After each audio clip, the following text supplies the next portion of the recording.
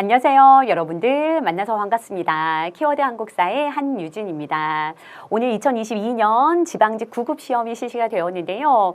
시험 보신 수험생 여러분들 정말 고생 많으셨습니다. 정말 수고하셨어요. 이 시간에 간단하게 이번 지방직 시험 한국사에 대한 총평과 해설을 진행해 보도록 하겠습니다. 자, 먼저 난이도 궁금해 하실 것 같은데요. 난이도는 중하 정도의 시험이었다라고 보여집니다. 전체적으로 평이한 시험이었어요. 하지만 작년 지방직이 워낙 쉬웠기 때문에 작년 지방직보다는 한두 문제 까다로운 문제가 있었다라고 보여지고요. 또 올해 국가직 시험도 쉬운 편이었죠. 그래서 그보다는 조금 어려운 수준의 시험이었다라고 보여집니다. 예상 합격선은 90점에서 95점 정도로 보여지는데요. 기본 개념을 충실히 공부하셨다면 또 기출문제를 바탕으로 열심히 공부하셨다면 모두들 이제 고득점에 이르지 않았을까라고 생각이 되어집니다. 이렇게 간단하게 총평을 드리고요. 문항 분석을 해보도록 할게요. 자, 정근대사에서 13문항이 나왔고요. 근현대사에서 7문항이 출제가 되었습니다. 이것은 작년과 동일한 비율로 출제가 되었다라고 보여지고요. 그 다음에 분류사로 보면 정치사에서 16문항이 출제가 되었고요. 항상 정치사의 비중이 가장 높지요. 그리고 작년에는 그리고 작년 재작년 2년 동안은 경제사회사에서 한 문항도 출제가 되지 않았는데요. 올해는 경제사에서 한 문항, 사회사에서 한 문항이 출제가 되었습니다. 또 문화사에서 2문항이 출제가 되어서 전 영역에서 골고루 출제된 경향을 보이고 있습니다. 자, 사료 제시형 문제가 16문항이 나왔어요. 이것은 글줄 사료를 말하는 것입니다. 물산장려운동 신문 포스터가 나와 있는데요. 그 사료까지 포함하면 총 17문항이 사료 제시형 문제다라고 보여져요. 앞으로도 사료의 비중은 점점 늘어나고 사료 제시형 문제는 많이 출제가 될 수 있으니까요. 사료를 중심으로 꼼꼼하게 학습을 해두시길 당부를 드리도록 할게요. 자, 단원 통합형 문제 한 문항이 출제가 되었어요. 각 시대별 역사서에 해당되는 설명을 고르는 문제였는데요. 단원 통합형으로 한 문제 출제가 되었습니다. 자, 그러면 본격적으로 해설 강의를 진행해 보도록 할게요. 자, 밑줄친 그에 대한 설명으로 옳은 것을 골라보라는 문제인데요. 자, 이날 소정방이 부총관 김인문 등과 함께 기벌포에 도착해서 백제 군사와 마주쳤다라고 나와 있습니다. 소정방이라는 이 키워드를 통해서 이거 당나라 장수인데 김인문과 함께 기벌포에 도착을 했구나. 기벌포만 보시고 이거 기벌포 전투네 라고 생각하시면 안 됩니다. 이 상황은 야당연합군이 결성되고 당나라 군대가 우리나라에 도착한 상황이었어요. 그런데 당군은 도착을 했는데 신라군이 늦게 왔다라는 이유로 지금 소정방이 이 신라군을 벌 주려고 하는 그런 상황이다라는 것이죠. 그런 상황 가운데서 그가 군사들 앞에 나아가서 황산 전투를 보지도 않고 늦게 온 것을 이유로 우리를 죄 주려고 하는구나 라고 하면서 항의하고 있습니다. 그리고 이 황산 전투는 뭘 얘기하는 거예요? 황산벌 전투를 얘기하는 것이죠. 야당연합군이 결성이 되고 이 황산벌 전투에서 신라가 승리하면서 백제가 멸망하게 된다라는 걸 잘 알고 계실 거예요. 황산벌 전투는 계백이 이끄는 백제군과 그 다음에 김유신의 신라군이 맞서 싸운 전투가 되겠지요. 자, 계백은 5천의 군사로 항전을 했고 김유신은 5만의 군사로 이제 결전을 펼쳤는데요. 처음에는 백제군이 승리하는 듯하였으나 나중에는 이제 화랑들의 활약으로 인해서 결국에는 신라 김유신이 승리하게 된다라는 거 알아두시면 되겠습니다. 그래서 그 황산벌 전투를 얘기하고 있는 것이에요. 자, 그러면 이 김유신을 물어보고 있는 문제인데요. 자, 살수에서 수의 군대를 물리친 건 누구입니까? 이것은 을지문덕이죠. 을지문덕 장군 이야기고요. 그 다음에 김춘추의 신라 왕위계승을 지원하였다라고 나오는데 이것이 정답이 될 수 있겠네요. 김춘추와 김유신 무슨 관계입니까? 처남과 매제의 사이죠. 김유신이 자기 누이 동생을 김춘추에게 시집을 보냅니다. 그러면서 이제 김춘추의 신라 왕위계승을 지원한 인물 김유신이 되겠네요. 정답은 2번이 되겠고요. 청해진을 설치하고 해상무역을 전개한 인물 누구입니까? 장보고죠. 장보고. 그 다음 대가야를 정벌하여 낙동강 유역을 확보한 인물은 진흥왕이 되겠네요. 진흥왕 때 대가야를 정복하고 그 다음에 버풍왕 때 금광가야를 정복한다라는 거 나누어서 구분하세요. 자, 그 다음에 2번 문제 가볼게요. 다음 사건이 있었던 시기에 신라 국왕에 대한 설명으로 옳은 것을 고르라는 문제입니다. 자, 이찬 이사부가 나왔네요. 키워드 이사부가 되겠고요. 하슬라주 군주가 되어서 우상국 사람이 매우 우매하고 사나워서 위험으로 복종시키기가 어렵다. 그래서 계책을 써서 그들을 복종시켜야겠는데, 그래서 어떤 일화가 나옵니까? 나무 사자를 만들어서 이제 그 나무 사자를 배에 싣고 가서 결국에는 우상국을 정복한 그 이야기가 쓰여져 있는 것이죠. 그러면 이사부를 보내어서 우상국을 복속시킨 인물 누구입니까? 지증왕 시기 때의 일을 물어보고 있는 것이죠. 지증왕의 업적 골라볼게요. 자, 독서 삼풍가를 실시하였다라고 나오는데요. 독서 삼풍가는 원성왕 때 실시가 되었죠. 원성왕 때 독서 능력에 따라서 상품, 상중, 하로 나누어서 그것을 이제 관리 임용에 반영했던 제도였습니다. 원성왕 때 일이고요. 그다음 국호를 신라로 확정하였다. 이것이 지증왕의 업적이 되겠네요. 정답은 2번. 국호를 신라로 확정했고요. 또 왕이라는 칭호를 사용했던 거 지증왕이고요. 그다음 관료전을 지급하고 노급을 폐지한 것 신라, 통일신라, 신문왕이 되겠습니다. 신문왕 때 관료전 지급하고 노급을 폐지하면서 귀족들의 경제적 기반을 약화시키고 왕권을 강화시켰다라고 했고요. 그다음에 장문유를 보내어서 당의 등주를 공격하였다라고 나오는데 이것은 발해 무왕이 되겠네요. 무왕 때 장문유의 수군을 보내어서 당나라 산동반도의 등주 지역을 공격했다라는 거 알 수 있겠지요. 정답은 2번이 되겠고요. 3번 문제 볼게요. 자, 미출신 이 나라에 대한 설명으로 옳은 것을 고르라는 문제입니다. 자, 이 나라에서 귀하게 여기는 것은 이것들이 있는데 키워드, 중요한 키워드 여기 나와 있죠. 솔빈부의 말이라고 나왔습니다. 여기 보시면 다 부라고 나왔을 거예요. 부. 이게 발해 행정구역인데요. 발해 지방행정구역이 어떻게 됩니까? 5, 경, 15, 부, 62주죠. 그 15부들을 나열하고 있는 거예요. 그 중에서 15부 중에 하나인 솔빈부의 특산품이 말이었죠. 그래서 말이 나온 겁니다. 이 키워드를 통해서 발해라는 나라를 알 수 있겠고요. 또 아래 사료에서 보면 쭉 보시면 영주의 동쪽 이천리에 있으며 남으로는 신라와 서로 접하고 있다라고 나오고 있습니다. 발해 남쪽에 신라가 있었죠. 그래서 이 시기를 유득공은 발해고에서 남북국 시대라고 칭해야 된다라고 얘기하고 있습니다. 자, 그러면 발해와 관련된 설명 골라보도록 할까요? 중앙에 육자평의 관제를 마련하였다라고 나오는데요. 이거는 백제죠. 백제 고이왕 때 육좌병제를 설치하고 그 다음에 16관등제를 마련했죠. 16관등제, 육좌평의 관제 마련한 거 백제 고이왕 때 일이고요. 그 다음에 구서당 10정의 군사 조직을 갖춘 거 이거는 통일신라가 되겠네요. 통일신라 신문왕 때 일이 되겠습니다. 신문왕.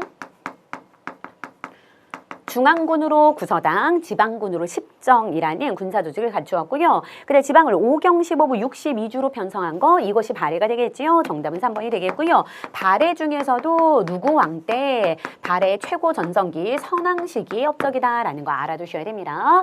이때 가장 최대 전성기를 누리면서 당으로부터 어떻게 불리었다? 이 바다 동쪽의 융성한 국가다라고 하면서 해동성국으로 불리었다라는 거 알아두시고요. 제가회의에서 국가의 중대사를 결정한 나라는 고구려가 되겠죠. 고구려의 제가회의, 백제의 정사회의, 신라의 화백회의, 각국의 중대사의 회의, 그 주요 회의를 기억해 두셔야 됩니다. 자, 그 다음 문제 한번 보도록 할게요. 자, 4번 문제인데요. 밑줄친 왕의 업적으로 옳은 것을 고르라는 문제입니다. 풍토에 따라 곡식을 심고 가꾸는 법이 다르니 풍토에 따라 곡식을 재배하는 법이 다르니 고을의 경험 많은 농부를 각도의 감사가 방문해서 농사 짓는 방법을 알아보고 왕께 아뢰도록 했다라는 거예요. 그럼 이 왕은 누구입니까? 키워드는 뭐예요? 여기 바로 나와 있어요. 농사직설 나와 있죠. 또 어떤 사람들, 정초, 변효문 등에게 농사직설을 편찬하게 했다라는 것이에요. 즉 세종 때 우리나라 농토 현실에 맞는 농사책을 집필하게 되는데요. 이게 바로 농사직설이 되겠습니다. 정초와 변효문 등에게 시켜서 우리나라 농토 현실에 맞는 농사책, 농사직설을 가능하게 한다라는 거 세종 때 일이에요. 자, 공법을 제정했다라고 나오는데요. 이 공법, 세종 때에 실시한 제도가 맞습니다. 정답 1번이 되겠네요. 공법은 무엇으로 이루어져 있습니까? 전분 6등법과 그 다음에 연분 9등법으로 이루어져 있죠. 연분 9등법. 전분 6등법은 뭐에 따라서? 토지 비옥도에 따라서 토지 비옥도에 따라서 등급을 6등급으로 나누는 거예요. 그래서 차등 조세를 하는 것이죠. 그다음에 연분구등법은 뭐에 따라서? 풍융에 따라서 또 9등급으로 나누어서 차등 조세를 하게 했다라는 거 알아두시고요. 이것의 폐단이 뭐였습니까? 이제 가장 사람들이 최하 세율로 이제 내는 것이 관례화되자 조선 후기에 인조 때 가서 이제 영정법이 실시가 되죠. 인조 때 가서 영정법은 이제 최하 세율로 맞춰주는 거예요. 그래서 토지 1결당 쌀 4에서 6도로 고정시킨다라는 것까지 같이 이제 매칭해서 기억해 두셔야 됩니다. 자, 한양으로 도읍을 옮겼다라고 나오는데요. 한양으로 도읍을 옮긴 것은 누구 때 일인가요? 태조 때 일이 되겠네요. 태조 이성계 때 1392년 조선을 건국하고 1394년 2년 뒤에 한양으로 도읍을 옮기게 되죠. 그다음 경국대전을 완성한 건 성종 때의 일이죠. 세조 때부터 편찬하기 시작해서 성종 때 완성된 조선시대 기본 법전이 되겠고요. 조광조를 등용해서 개혁 정치를 실시한 거 이건 중종 때가 되겠네요. 중종 때 조광조의 개혁 정치. 그래서 조광조가 그 개혁 정치로 인해서 기묘사화로 이제 사사당하게 된다라는 것까지 정리해 주시면 되겠습니다. 다음 문제 볼게요. 자, 5번 문제입니다. 밑줄 친 이들에 해당하는 것을 골라보라는 것인데요. 이들의 과거 응시와 벼슬을 제한하는 것은 우리나라의 예법이 아니다라는 거예요. 즉 이들은 과거 응시에 제한이 있었고요. 또 벼슬에도 제한이 있었던 신분이었다라는 거예요. 그런데 경국대전을 편찬한 뒤부터 이들을 금고하였으니 아직 100년이 채 되지 않았대요. 여기서 중요한 포인트는 이거죠. 경대부의 자식인데 오직 어머니가 첩이라는 이유만으로 이들의 벼슬길을 막은 게 참으로 안타깝다라고 얘기하고 있는 거예요. 포인트는 여기가 되겠죠. 어머니가 첩이다라는 거. 즉 양반의 자식인데 어머니가 첩인 그 신분이 뭡니까? 바로 서얼이 되겠죠. 양반의 자식인데 양인 어머니 첩에서 나온 자식을 서자라고 하고요. 그 다음에 천인 그 첩 자식을 얼자라고 하는 거예요. 그래서 이 앞글자를 따서 서얼이라고 한다라는 것도 알아두시면 되겠네요. 서얼과 관련해서는 조선 후기에 이들의 통청운동과 관련해서 그 내용들 좀 기억하시면 좋겠는데요. 조선 후기에 가서 서얼들이 신분상승 운동을 전개하게 되죠. 그래서 정조 때 서얼 출신들을 규장각, 검서관으로 등용하기로 한다라는 거. 그래서 뭐 박재가, 유득공, 뭐 서희수, 이덕무 이런 사람들이 등용된다라는 거 기억하시고요. 정조 때 서얼 차별이 좀 완화된다라는 측면. 그다음 철종 때는 신의 허통으로 서얼 차별을 철폐하게 된다라는 것까지 기억하시면 되겠습니다. 서얼들의 신분 상승 운동에 자극을 받아서 중인들도 신분 상승 운동을 전개하게 되죠. 소청 운동을 전개하는데 그들은 이제 실패하게 된다라는 것까지 연결시켜서 기억하시면 되겠습니다. 다음 6번 문제예요. 밑줄 친 왕의 재위 기간에 있었던 사실로 옳은 것을 골라보라는 것인데요. 자, 첫 번째 사료를 보니까 평농서사 권신이 대상 이 사람의 이 사람들이 반역을 꾀한다고 참소하자 왕이 이들을 내쫓았다라고 얘기하고 있습니다. 즉 왕이 공신이나 호족 세력들을 숙청한 그 이야기를 하고 있는 거예요. 여기에서 답을 찾지 못했다면 두 번째 사료는 완전 명확하죠. 왕이 쌍기의 건의를 받아들여서 처음으로 과거를 실시했다라고 나오고 있습니다. 쌍기의 건의로 과거제를 실시한 왕 고려시대 광종이 될 수 있겠지요. 자, 그러면 광종 때 있었던 일 옳은 거 골라볼게요. 노비양건법을 제정했다. 1번이 정답이 되겠네요. 광종 시기에 가장 많이 출제가 되는 것이 과거제 실시와 노비양건법이죠. 불법적으로 호족의 노비가 된 자들을 조사하는 것이에요. 원래 양인이었는데 불법적으로 호족의 노비가 된 자들을 조사해서 원래대로 양인 신분으로 환원시키는 제도가 노비안건법이 되겠습니다. 이로 인해서 호족 세력들을 약화시키고 왕권을 강화시키고자 한 것이 광종의 정책이었다라는 거 알아두시고, 그 다음에 전민변정도감이 나와 있는데요. 전민변정도감은 설치와 폐지를 반복하죠. 충렬왕 때 설치가 되었다가 또 폐지가 되었다가 공민왕 때도 설치가 되는데요. 자, 공민왕의 업적으로 기억하시면 좋을 것 같아요. 전민변정도감. 이것은 권문세족들이 불법적으로 빼앗은 토지와 노비들을 원래대로 환원시켜주는 그런 기관이 되겠습니다. 나왔습니다. 전과 민을 변정 바르게 되돌리는 도감 기구라는 뜻이에요. 자, 그 다음에 토지제도로서 전시과를 시행했다라고 나오는데요. 전시과는 고려시대 토지제도를 얘기하는 것이죠. 전시과를 처음으로 시행한 것은 경종 때가 되겠네요. 경종 때 시정전시과, 처음이죠. 시정전시과를 시행하였고, 그 다음에 목종, 문종 때 이것이 개정전시과, 그 다음에 경전전시과로 이렇게 바뀌게 된다라는 거 알아두시고, 12목을 설치하고 지방관을 파견했다라고 나오는데요. 이건 성종의 업적이 되겠네요. 다음 7번 문제입니다. 자, 다음 글은 어떤 사건이 일어났을 때 발표되었는가라고 묻고 있는 문제인데요. 자, 현대사 문제이죠. 키워드는 이 출처만 보고도 알 수 있을 것 같아요. 대학 교수단 4.25 선언문이라고 나왔습니다. 대학 교수단들이 시국 선언한 이야기를 얘기하는 거죠. 무슨 사건입니까? 3.15 부정선거로 인해서 4.19 혁명이 일어났을 때 대학 교수단들이 시국 선언을 하면서 결국에는 4월 26일에 이승만 대통령이 하야하는 그 내용을 담고 있는 건데요. 자, 봅니다. 마산, 서울, 기타 각지에서 데모가 일어났대요. 마산에서부터 의거가 일어나기도 하죠. 그래서 각지 데모는 주권을 빼앗긴 국민들의 울분을 대신해서 누가? 학생들이 들고 일어난 그런 부정과 불의에 항거하는 운동이었다라는 것이에요. 또 여기서 그런 학생들에게 총탄과 폭력을 거리낌 없이 가하는 경찰들을 규탄하고 있는 이 내용입니다. 그러면서 이제 대학 교수단들이 시국선언을 발표하게 된 거죠. 3.15 부정선거 때문에 일어났다. 3.15 부정선거. 이승만과 자유당 정권이 이제 다시 집권하기 위해서 3.15 부정선거를 저질렀고 그에 항거하는 민주혁명이 일어나게 되었는데 그게 바로 4.19 혁명이다라는 거 기억하시면 되겠습니다. 자, 정답은 1번 1이겠고요. 나머지 한번 보도록 할게요.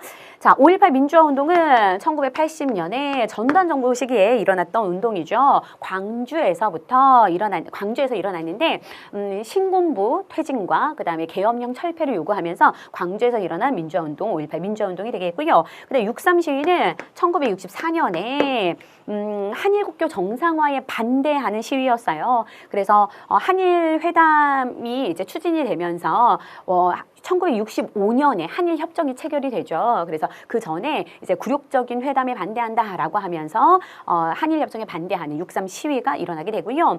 그 다음에 6.29 민주화 선언은 1987년 6월 민주항쟁과 관련이 있는 거죠. 6월 민주 항쟁의 결과 발표가 된 겁니다. 이 6월 민주항쟁 왜 일어나게 되었나요?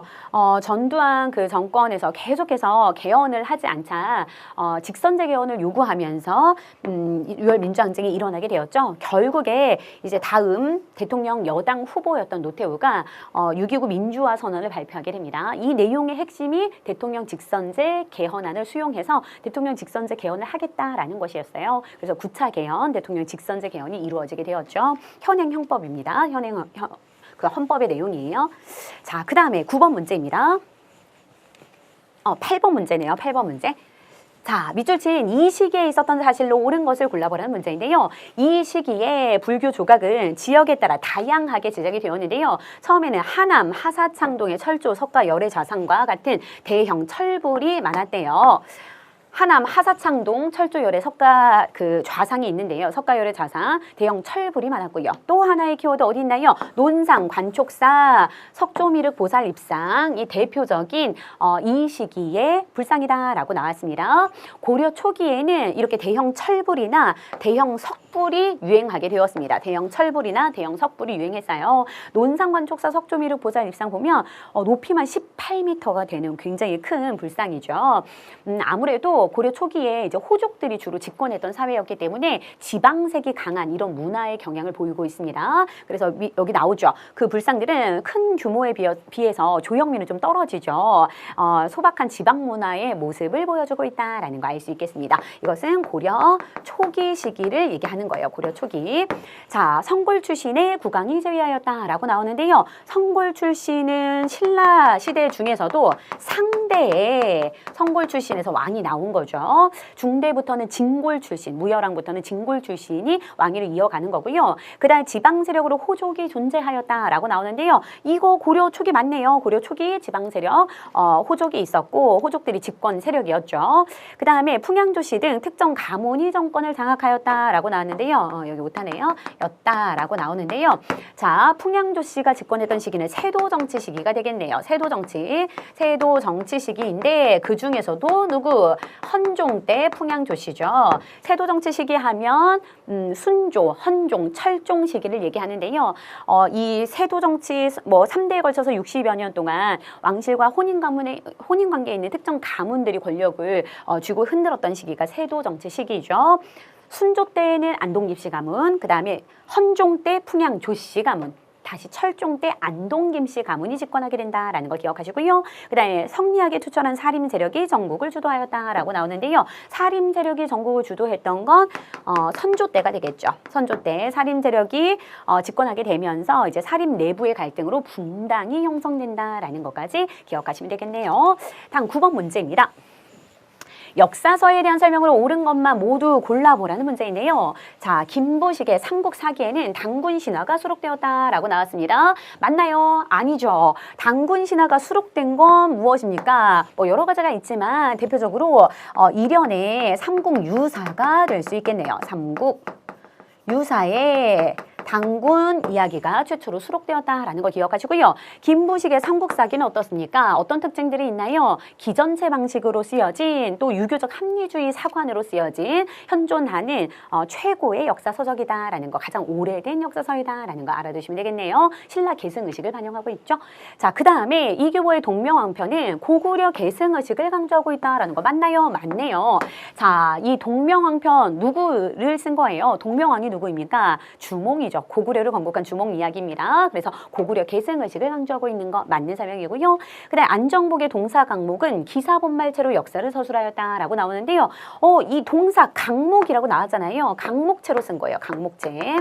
강목체라는 것은 중요한 줄거리는 굵은 글씨로, 강이라고 해서 굵은 글씨로 쓰고, 그 다음에 이제 세부적인 그 내용들은 작은 글씨로, 목이라고 해가지고 작은 글씨로 써 내려가는 걸 얘기하는 거예요. 이것은 강목체로 서술된 역사서고요.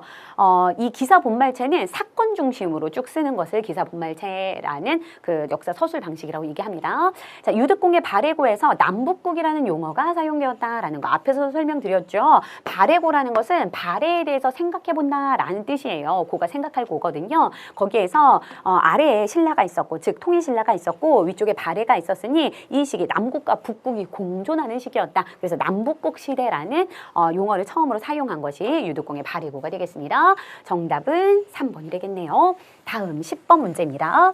밑줄 친 나가 국왕으로 재위하던 기간에 있었던 일로 옳은 것을 골라보래요. 자, 나가 나왔는데 답이 먼저 나왔네요. 자, 나가 나왔는데요. 나가 어디 있습니까? 여기 보면 여기 나왔네요. 나 자신에게 묻는다면, 내가 한 일을 묻는다면 탕평책.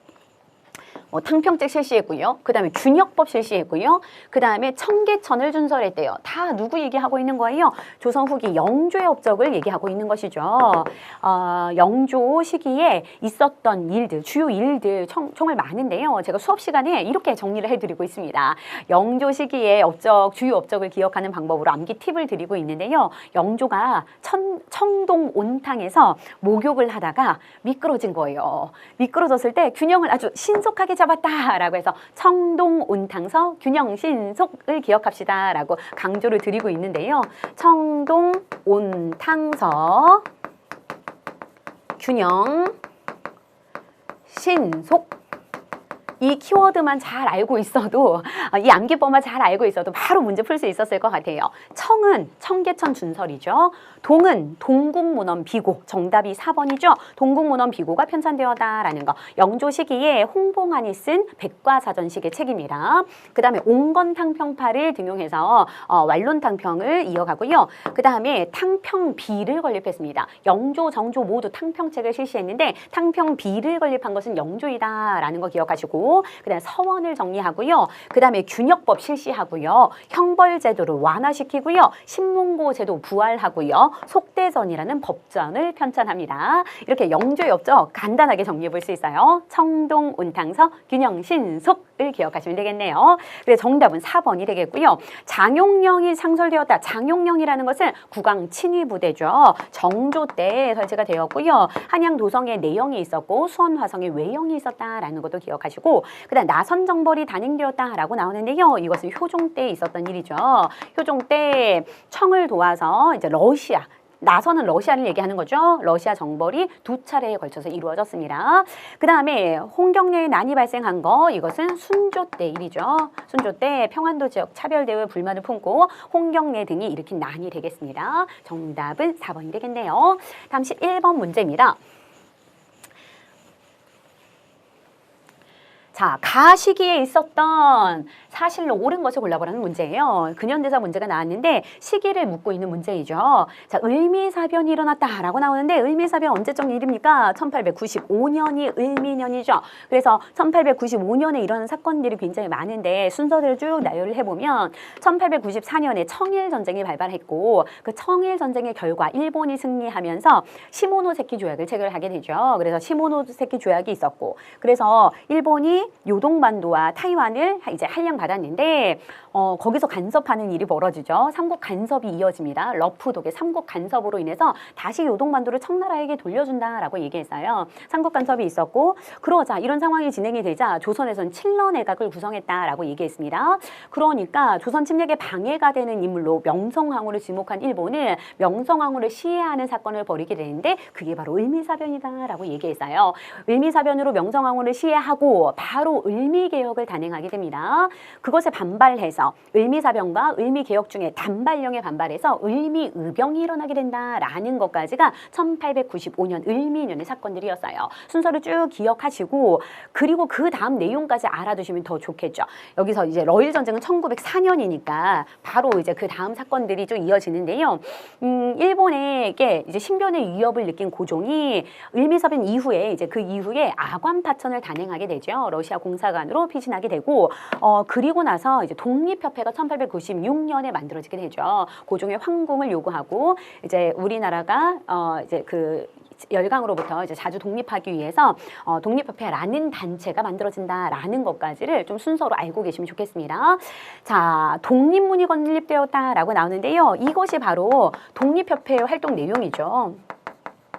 독립협회는 1896년부터 아관파천 이후에 만들어진 단체예요. 1898년까지 활동을 한 단체이다라는 걸 기억하시고, 이들이 청나라 사신을 맞이하는 영음문을 헐고 그 자리에 성금을 모아서 독립문을 건립했다라는 거 기억하시면 되겠네요. 이건 1897년의 일이에요. 정확하게 연도 몰라도 독립협회에서 만든 것이다라는 것만 알아도 충분히 문제 풀 수 있습니다. 정답은 1번이 되겠고요. 통감부가 설치되었다라고 나오는데 이것은 을사늑약과 관련이 된 것이죠. 을사늑약. 을사늑약 1905년에 체결되었고요. 우리나라의 외교권을 박탈하고 그다음에 통감부를 설치한다라는 내용이 주요 골자의 내용이에요. 통감부가 설치된 건 을사늑약이 1905년 11월이었거든요. 그래서 그 다음 해인 1906년 통감부가 설치되어서 조선의 내정을 간섭하게 된다라는 거 알아두시면 되겠네요.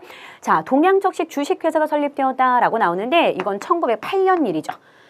일제가 우리나라 자원과 토지를 약탈하기 위해서 만든 회사가 동양척식 주식회사고요. 1910년대 토지조사 사업이 실시가 될 때 이 동양척식 주식회사에 빼앗은 이 토지들을 넘겨서 이 동양척식 주식회사에서 일본인들에게 그 토지를 헐값에 불화하게 된다라는 것도 알아두시면 되겠네요.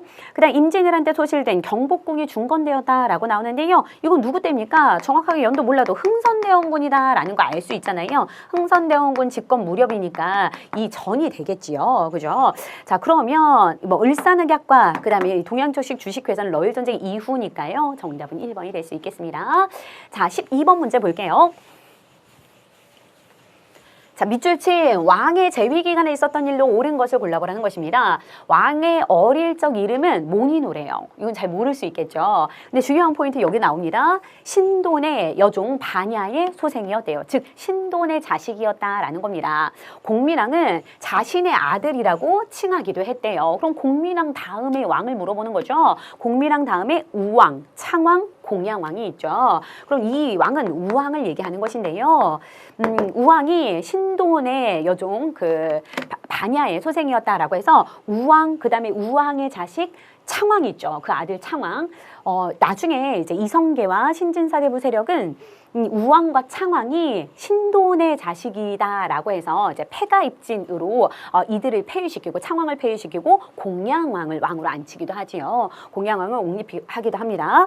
그럼 이건 지금 신돈의 자식 우왕을 얘기하고 있는데요. 우왕식에 또 이것도 키워드가 될 수 있어요. 이이님의 추대로 인해서 왕위에 올랐다라는 거. 이이님은 그 시기의 대표적인 권문세족이라고 볼 수 있겠죠.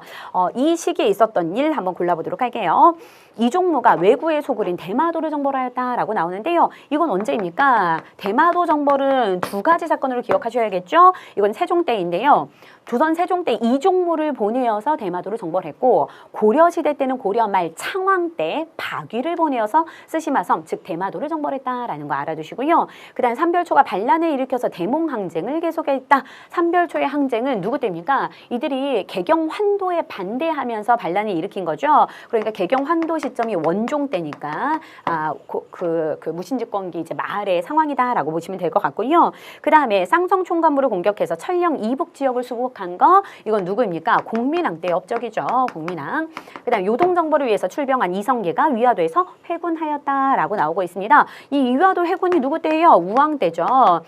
제가 수업 시간에 조선 건국 과정을 강조를 되게 많이 하는데요. 조선 건국 과정도 그냥 두 문자로 앞 글자를 따서 기억하시면 돼요. 철요위가 반주한, 철요위가 반주한, 철요위가 반조한. 여기가 반이 좋아 막 이렇게 기억하라고 그렇게 암기팁을 드리고 있는데요. 여기가 반이 좋아, 요이가 반조한, 요이가 반조한 얘기하고 있는데요.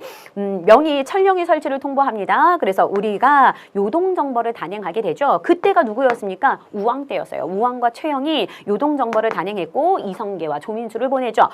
이성계가 위화도에서 회군하고 돌아와서 결국에는 이제 우왕을 폐위하고 창왕을 옹립시키게 되는 거죠. 그럼 위화도 회군 물어보는 거니까 우왕 때 있었던 일 맞다라고 볼 수 있겠죠. 그다음 과전법 실시인데요. 과전법 실시는 공양왕 시기에 있었던 일이고요. 신진사대부들에게 경제적 기반을 마련해주기 위해서 과전법 실시가 이루어졌고, 반대파 제거하고 그다음에 조선 건국하고 한양으로 천도한다. 이 순서도 좀 알아주시면 좋을 것 같아요. 정답은 우왕 물어보는 문제였으니까 4번이 될 수 있겠네요. 다음 13번 문제입니다. 다음과 관련된 운동에 대한 설명으로 옳은 것을 골라보라는 것인데요. 물산장려 운동을 얘기하고 있는 거죠. 물산장려 운동. 키워드는 여기에 나와 있습니다. 조선물산을 팔고 사자. 그 다음에 조선물산을 먹고 입고 쓰자라고 얘기하고 있어요. 1920년대 초 평양에서부터 시작해서 조만식 주도로 전개가 되었습니다. 조만식 주도로 시작이 된 거죠. 이 물산 장려 운동은 말 그대로 우리 물산을 장려하자라는 거예요. 국산품 애용 운동이었습니다. 당시 배경을 좀 보시면요. 여기에서 고치면서 할 수 있을 것 같아요. 1번부터 한번 볼까요? 자, 가뭄과 홍수로 인해서 중단된 거. 이거 아니죠. 가뭄과 홍수로 인해서 중단된 게 아니라 일제의 방해와 탄압으로 인해서 중단이 된 거고요. 그다음에 조선 총독부의 회사령에 맞서기 위해서 전개되었다라고 나오는데 시기가 다르죠. 이거는 1920년대 초반에 일어난 거고, 이것은 회사령은 1910년대잖아요. 그죠? 이 1910년대 회사령은 허가제였습니다. 허가제. 조선 총독의 허가를 받아야 회사를 설립할 수 있다라는 것이죠. 그런데 이게 1920년대 회사령 철폐가 이루어지죠. 회사령 철폐, 회사령이 철폐되었는데 이제 신고제로 바뀌었다라는 거예요. 이제 신고만 하면 회사를 설립할 수 있게 되었다라는 것입니다. 맞나요? 근데 이것은 우리 민족 기업을 위한 것이 아니라 일본의 기업들이 우리나라로 진출하는데 이 회사령 허가제가 너무 까다로운 거예요. 그래서 일본 기업의 국내 진출을 용이하게 할 목적으로 인해서 회사령을 폐지한 거거든요. 이것과 더불어서 플러스 1920년대 관세 철폐가 이루어지죠. 관세 철폐. 관세 철폐가 1923년에 이루어집니다. 그 전부터 관세가 이제 곧 철폐될 거대 이런 소문이 돌면서 이 회사령 철폐와 관세 철폐에 반발해서 일어난 게 바로 그러면 일본 거 말고 일본 기업 거 말고 우리 물산을 사용하자, 국산품을 애용하자라고 나온 것이 물산 장려 운동이에요. 이해되십니까? 그래서 물산장려 운동의 원인을 좀 잘 알고 계셔야 됩니다. 그 다음에 세 번째, 일부 사회주의자는 자본과 계급을 위한 운동이라고 비판했다. 맞는 설명이죠? 정답은 3번이 되겠네요. 수업 시간에 이거 강조를 되게 많이 했는데요. 이 물산장려 운동이 민족주의 계열이 주도한 운동이에요. 사회주의 계열은 보통 이제 자본가 타도를 주장하지요. 그래서 이 물산장려 운동이 소수 일부 자본가들의 배만 불리는 운동이라는 거예요. 그래서 이것이 우리나라의 독립과 무슨 관계가 있냐라고 하면서 자본가 계급을 위한 운동이라고 하면서 이 운동을 비판한다라는 거 알아두시면 되겠습니다. 그다음 네 번째, 조선에 사는 일본인이 일본 자본에 대항하기 위해서 일으켰다. 이거는 조선에 사는 일본인이 일으킨 것이 아니죠. 그죠? 우리 민족이 일으킨 경제적 구국 운동이라고 볼 수 있겠네요. 다음 14번 문제입니다.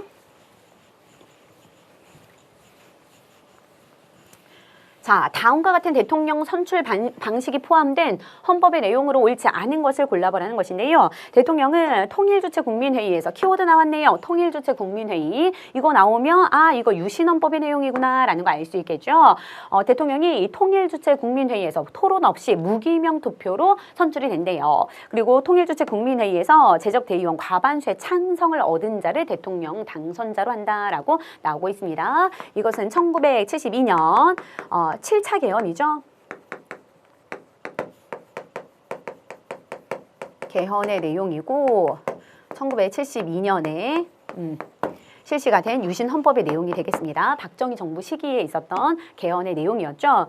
이 유신헌법은 대통령에게 비정상적으로 권한을 확대시켜서 거의 이제 삼권 분립을 거의 이제 삼권 분립을 무너뜨리고 그러니까 실질적으로 삼권 분립이 이루어지지 못했다라는 거예요. 왜냐? 이 대통령에게 국회를 해산할 수 있는 권한이 있었고요. 또 대법원장을 대통령이 국회의 동의를 얻어서 임명할 수 있었습니다. 그러니까 실질적으로 삼권 분립이 거의 무너진 상태이다라고 볼 수 있는 거죠. 대통령의 권한을 비정상적으로 확대시켜서 국민의 자유와 권리가 많이 침해되었던 시기가 이 유신헌법 시기였다라는 거 알아두시면 되겠네요. 대통령의 임기는 7년으로 하며 중임할 수 없다라고 나왔는데 맞나요? 아니죠. 이것은 몇 차 개헌입니까? 8차 개헌의 내용이에요. 8차 개헌. 전두환 정부 시기의 일이죠. 8차 개헌.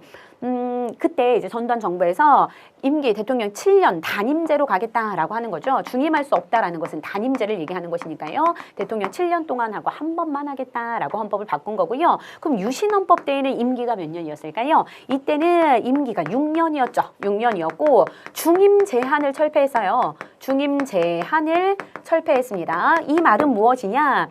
중임 제한이 없기 때문에 이 통일주체국민회의에서 당선만 되면 계속해서 대통령의 이 당선이 될 수 있다라는 걸 얘기하는 겁니다. 그러니까 거의 이제 영구 독재 체제를 만들어 놓은 것이나 다름이 없는 것이죠. 그 다음에 대통령은 국정 정반에 걸쳐서 필요한 긴급 조치를 할 수 있다라고 나왔는데요. 이 긴급 조치권도 이 유신헌법의 대표적인 내용이라고 볼 수 있는 거죠. 정답은 2번이 되겠네요. 다음 15번 문제입니다. 다음 사건을 시기 순서대로 바르게 나열한 것을 골라보라는 문제예요. 정확하게 연도를 몰라도 이 시기 삼국항쟁의 순서를 알고 계시면 전반적인 줄거리를 알고 계시면 충분히 풀 수 있는 문제였습니다. 한번 볼게요. 가장 먼저 뭐가 올까요? 고구려의 평양천도가 올 수 있겠네요. 이거 5세기 장수왕 때 일이죠. 장수왕이 남진 정책으로 평양으로 천도하게 됩니다. 그러면서 백제의 수도 한성을 함락시키게 되죠. 그래서 백제 그 계루왕이 한성 함락으로 인해서 결국에는 여기서 전사하게 되고 그의 아들 계루왕의 아들 문주왕이 웅진으로 천도하게 되지요. 5세기 문주왕 때 계루왕의 아들 문주왕 때 웅진 현 공주 지역입니다. 웅진으로 천도하게 된다. 라 사건 이후에 다 사건이 온다라는 거 알 수 있겠네요. 그 다음에 6세기에 진흥왕 때 신라가 한강역을 확보하게 되죠. 6세기 진흥왕 때. 근데 이 진흥왕은 이제 신라가 당시에 힘이 그렇게 있는 나라가 아니었기 때문에 백제와 연합해서 한강유역을 확보했습니다. 그래서 나당이 아니죠.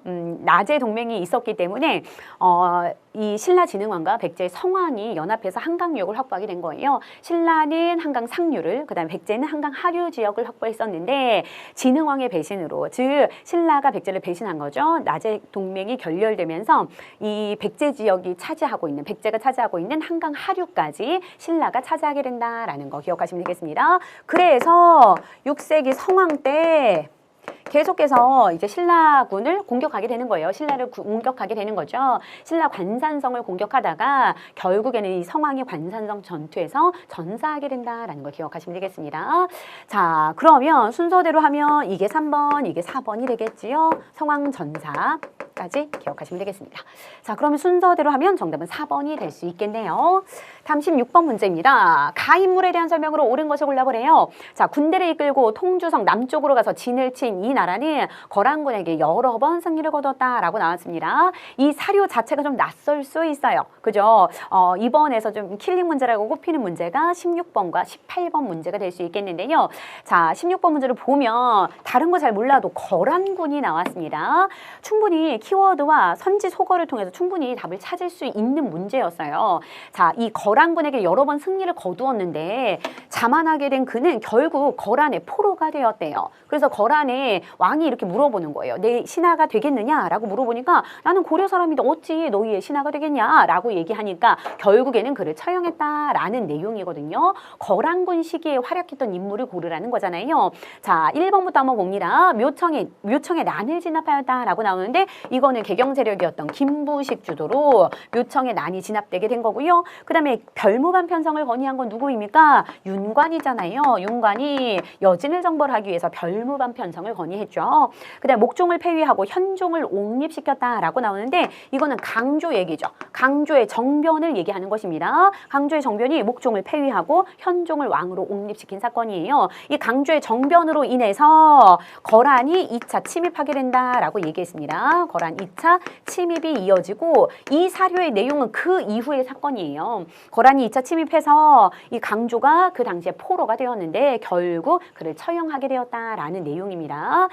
강조의 정변과 관련해서 이제 물어보고 있는 거죠. 정답은 3번이에요. 사료 자체가 처음 나와서 조금 당황할 수 있는데 충분히 이제 풀 수 있었습니다. 4번을 보면 강동 육주가 나왔어요. 그러니까 거란과 관련된 거는 3번과 4번밖에 없죠. 거란과 관련된 건. 근데 이 강동 육주 획득은 누구입니까? 서희고 이거 거란 1차 침입되잖아요. 근데 서희의 외교 담판은 잘 알고 계시잖아요. 서희가 외교 담판으로 거란과 이제 그 거란에서 강동 유주 지역을 이제 확보한 인물이기 때문에 거란에 의해서 처형당했다. 이거는 답이 될 수 없는 거죠. 이해되시나요? 그래서 정답은 3번으로 이렇게 고를 수 있다라는 거 기억하시면 되겠고 다음 17번 문제 볼게요. 자, 밑줄 친 저에 대한 설명으로 옳은 것을 골라보라는 것입니다. 자, 올 가을에, 초가을에 비로소 저는 책을 완성해서 그 이름을 성악지묘라고 했대요. 키워드 여기 나왔네요. 성악지묘. 성악지묘를 집필한 인물 누구입니까? 바로 이이가 되겠죠. 이이는 성악지묘, 이황은 성악 10도라는 거 수업 시간에 정말 강조 많이 했는데요. 성악 10도. 이이는 집요한 사람이라고 했습니다. 이이는 집요한 사람. 이에 되게 집요해요. 그래서 이를 2번이나 썼어요. 이이는 집요한 사람. 그 다음에 이황은 성악 10도라고 하면서 이 십황 이렇게 얘기했었는데 십황 기억이 나시나 모르겠네요. 십황. 자, 이와 이황의 저서는 반드시 구분을 해 두셔야 되는데요. 이는 성악 집요 말고도 뭐 있습니까? 지금 여기 나와 있죠. 동어문답을 저술했습니다. 이 동어문답에서 수미법을 주장했어요. 그거 말고도 뭐 있습니까? 경목요결이나 아니면 뭐 기자실기나 이런 것들을 저술하게 된다라는 걸 좀 기억하시고 그 다음에 예안향약을 만들었다라고 나오는데요. 이 향약도 구분해 주셔야 되죠. 이황이 예안향약이었고요. 이이는 무슨 향약이었습니까? 해주향약이었어요. 해주향약. 해주향약. 그 다음에 서원향약이 있습니다. 서원향약. 그래서 제가 수업 시간에 앞으로는 이해해줘 라고 하지 말고 우리 이해주라고 부릅시다 라고 얘기하고 있어요. 이해주 이렇게 기억하세요. 이해해줘가 아니라 이해주 이렇게 기억하세요. 자, 백운동서원을 건립한 사람은 누구입니까? 백운동서원은 바로 주세붕이죠. 풍기군수 주세붕이 누구를 추모하면서 성리학을 처음 들여왔던 안양을 추모하면서 백운동서원을 건립했죠. 이거 최초의 서원이고 이것이 명종 때 이황의 건의로 소수서원으로 사익을 받게 된다라고 얘기했습니다. 그 다음에 왕자인한테 죽임을 당했던 인물은 누구인가요? 정도전이 되겠죠. 정도전이 1차 왕자인한테 결국 제거당하게 된다라는 거 기억하시면 되겠습니다. 자, 그 다음에 18번 문제인데요. 밑줄 친 나에 대한 설명으로 옳은 것만 모두 골라보라는 문제입니다. 자, 18번 문제 문제 좀 킬링 문제라고 볼 수 있을 것 같아요. 많은 분들께서 피드백을 주셨는데 시험 끝나고 18번 문제가 누군지 모르겠어요 라는 그런 질문들을 꽤 많이 받았습니다. 자, 이것은 약간의 상식이 더해지면 충분히 풀 수 있었던 문제인 것 같아요. 이 사람은 안중근이죠. 어떤 키워드를 통해서 알 수 있을까요?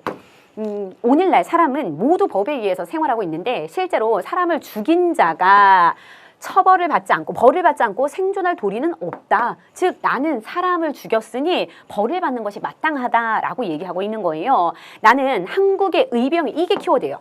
한국의 의병이며 지금 적군의 포로가 되어 와 있으므로 마땅히 만국공법에 의해서 처단되어야 할 것으로 생각된다라고 얘기하고 있죠. 나는 적군의 포로 신분으로서 포로가 되어 왔으니 이 만국공법 즉 국제법상으로 나를 처단해달라라고 얘기하고 있는 것입니다. 누구인가요? 안중근 의사에 대한 설명이죠. 안중근 의사가 1909년에 초대 통감으로 왔던 이토 히로부미를 만주 하얼빈역에서 사살하는 의거 활동을 하게 되지요. 그래서 결국에 이제 일본에 의해서 체포되어서 리순 감옥에서 결국에는 이제 거기서 순국하시게 됩니다. 그러면서 자기를 이제 대한의군 그 육군 참모총장이라고 얘기하는데요. 자기를 한국의 의병이라고 소개하고 있어요. 실제로 그런 의병 투쟁을 전개하기도 했죠. 리을에 나와 있습니다. 연해주에서 의병 투쟁을 전개하였다라는 거. 대한의군 육군 참모총장이라고 해서 의병 투쟁을 전개했고요. 그 다음에 동양평화론을 집필하였다라는 것이 이 안중근의 업적이죠. 리순 감옥에서 죽기 전까지 이 동양평화론을 집필했는데 미완성으로 끝나게 됩니다. 미완성 원고로 끝나게 돼요. 말 그대로 동양의 평화를 얘기하고 있는 것이에요. 이토 히로부미도 동양의 평화를 얘기했는데 안중근의 동양 평화와는 달랐습니다. 이토 히로부미는 일본을 중심으로 동양의 평화를 이루어서 서양에 맞서서 싸워서 동양의 평화를 이루어야 한다라는 주장이었다면 그 안중근 의사는 왜 일본을 중심으로 해야 하냐? 한국과 중국과 일본이 협력해서 서양 세력에 맞서서 동양의 평화를 이루어야 한다라는 것이 핵심 요지의 내용입니다. 자, 이것이 이제 안중근 의사의 내용이었고요. 자, 이 한인 애국단 소속이었다. 이건 너무 잘 알잖아요. 봉브라더스, 이봉창, 윤봉길 의사들이 있다라는 거 잘 알 거고요. 그다음 일본에서 순국하였다라고 나오는데요. 이 안중근 의사는 일본에서 순국하지 않았죠. 어디에서 순국했나요? 리순 감옥에서 순국했어요. 리순 감옥. 리순 지역은 어디입니까? 그 산동반도에서도 끝부분이 리순이에요. 여기 있으면 여기 다롄 지역이죠. 여기가 리순입니다. 여순이라고 하죠. 리순 감옥에서 순국했어요. 이건 일본이 아니죠. 그래서 정답은 디귿과 리을이 될 수 있겠네요. 자, 19번 문제입니다.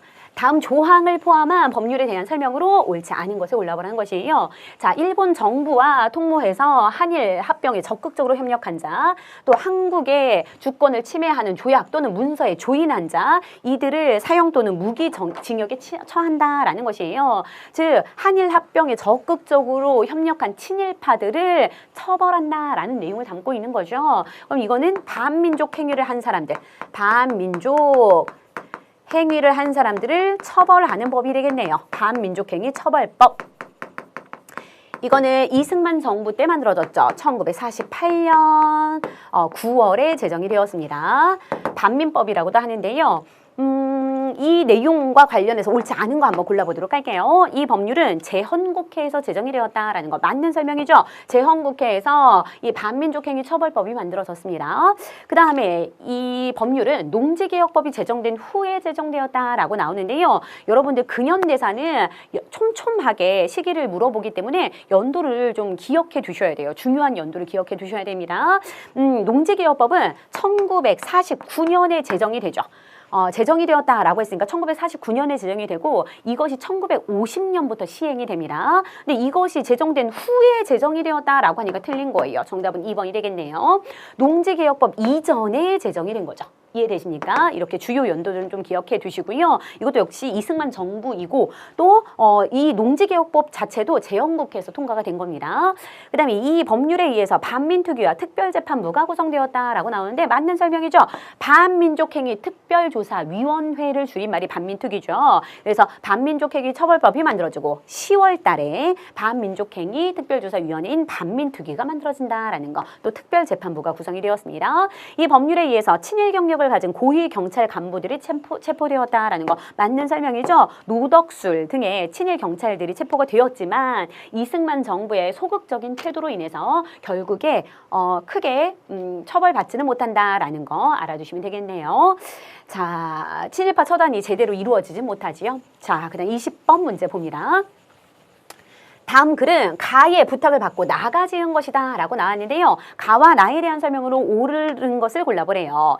자, 우리는 외교, 준비 등의 미련한 꿈을 버리고 외교로서, 준비로서 독립을 이루지 못한다라는 거예요. 즉, 민중의 직접 혁명을 통해서만 우리가 독립을 이룰 수 있다라는 걸 강조하고 있습니다. 쭉 보시면 강도 일본을 쫓아내려면 오직 혁명으로서만 가능하니 혁명이 아니고서는 강도 일본을 쫓아낼 방법이 없다라고 얘기하고 있습니다. 민중의 직접 혁명, 즉 폭력을 수단으로 한 민중의 직접적인 혁명을 통해서만 독립을 쟁취할 수 있다라고 얘기하고 있죠. 조선혁명 선언을 얘기하고 있습니다. 조선혁명 선언. 신채호가 작성을 했죠.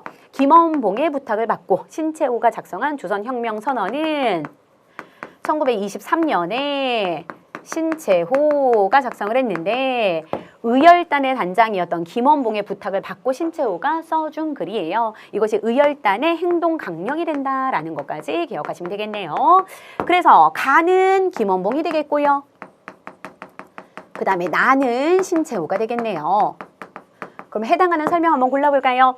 가는 조선 의용대를 결성하였고 맞는 설명이네요. 조선 의용대 김원봉이 결성했죠. 김원봉이 1938년 항커우에서 조직한 중국 관내에서 결성된 최초의 한인 무장단체가 이 조선 의용대가 되겠고요. 그 다음에 나는 국혼을 강조하였다. 이것이 틀렸네요. 국혼을 강조한 인물은 누구입니까? 박은식이죠. 박은식 선생 국혼을 한국통사에서 국혼을 강조했고요.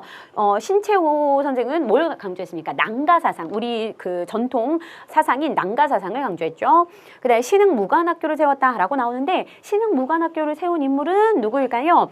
신민회 중심으로 세워졌는데 신민회 중심에서도 이회영 선생이 신흥무관학교를 세우게 되고요. 나는 형평사를 설립하였다. 형평사, 조선형평사 진주에서 이학찬 주도로 1923년 조선 형평사가 창립이 되었고요. 그다음에 조선 건국동맹을 조직한 인물 누구입니까? 1944년에 여운형 중심으로 국내에서 조선 건국동맹이 조직이 되고 이것이 1945년에 조선 건국준비위원회로 개편이 된다라는 거 기억하시고요. 나는 식민사학의 한국사 정체성론을 반박하였다라고 나오는데요. 식민사학 중에 정체성론이 있었죠. 니네는 고대 노예제 사회에 머물러 있는 국가야 라는 것이었는데요. 그 정체성론을 반박한 인물 누구입니까? 바로 백남훈 선생이 되겠죠. 백남훈이 사회경제사학을 하는데 조선 사회경제사 또 조선 봉건사회 경제사에서 이 식민사학의 정체성론을 반박하고 있습니다. 그래서 한국사도 이 세계사의 보편적인 역사 발전 법칙에 따라서 보편적으로 이제 발전을 이루고 있다라는 걸 강조하고 있죠. 그다음에 가는 황포군관학교에서 훈련을 받았고 김원봉이 만든 의열단이 황포군관학교에서 훈련을 받은 거 맞네요. 그다음에 나는 민족주의 역사서술의 기본 틀을 제시하였다. 이것도 맞죠. 특히 신채호가 어디에서 대한매일신보에 게재한 독사실론에서 논설이죠. 이 독사실론에서 이 민족주의 역사서술의 기본 틀을 제시하고 있습니다. 민족주의 사학의 기틀을 마련했다라고 볼 수 있겠네요. 정답은 4번이 될 수 있겠습니다. 자, 여기까지 모든 문제를 풀어보았는데요. 자, 시험 보시느라 정말 수고 많으셨습니다. 그리고 또 이후에 이후에 시험들을 준비하시면서 또 강의를 수강하신 분들도 계실 것 같은데요. 많은 도움이 좀 되셨길 바라겠고요. 정말 수고 많으셨습니다. 여러분의 합격을 진심으로 응원하도록 하겠습니다. 감사합니다.